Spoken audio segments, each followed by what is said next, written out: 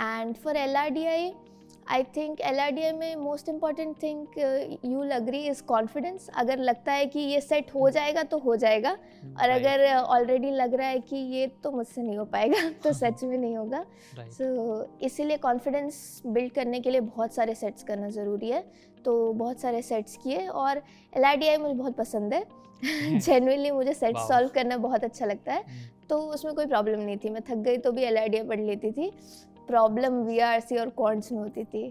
although I come from a maths background, quants का syllabus इतना ज़्यादा है तो उसके लिए क्या ही टिप दूँ, मतलब पूरा पढ़ते रहे